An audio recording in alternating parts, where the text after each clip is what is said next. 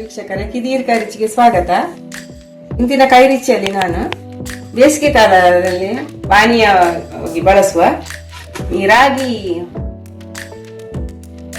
Juice ಅನ್ನು ಮಾಡ್ತಾ ಇದ್ದೇನೆ.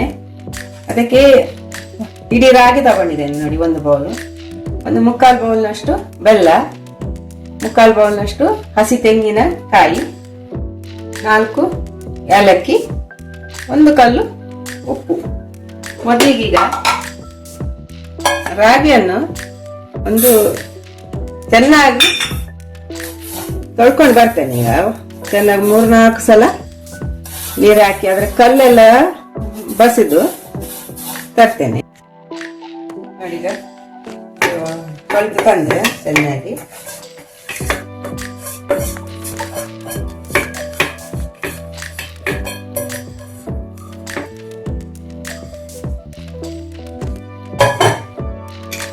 ತೆಂಗಿನಕಾಯಿ ಹಾಕ್ತಾ ಇದ್ದೀನಿ.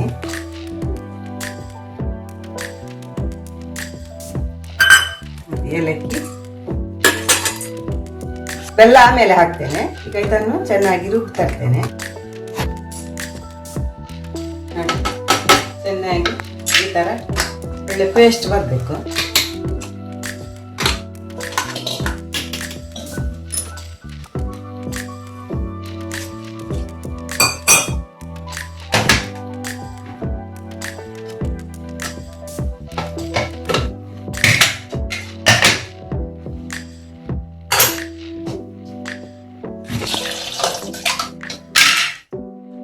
ಬೆಲ್ಲವನ್ನು ಇದಕ್ಕೆ ಹಾಕ್ತೇನೆ. ಇದನ್ನು ಕೂಡ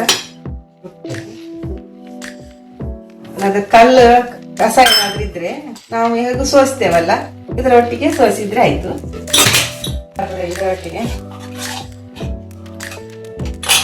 ಇದನ್ನೊಟ್ಟಿಗೆ ಸೋಸಿ.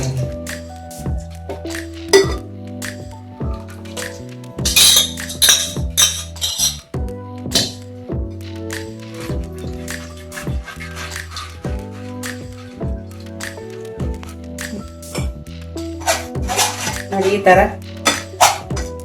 ತೆಂಗಿನ ಎಲ್ಲ ಇರ್ತದೆ, ಅದನ್ನು ಒಟ್ಟಿಗೆ ಸೋಸಿದ್ರೆ ಆಯ್ತು. ಸ್ವಲ್ಪ ನೀರು ಹಾಕುವ.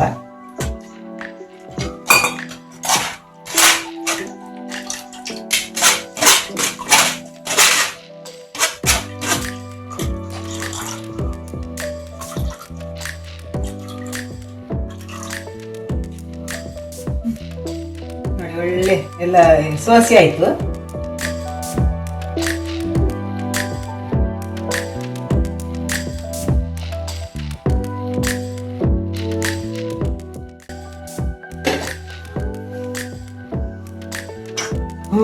ನೋಡಿ, ತುಂಬಾ ರುಚಿಕರವಾದ ರಾಗಿ ಜ್ಯೂಸು ರೆಡಿ ಆಗಿದೆ. ನೋಡಿ,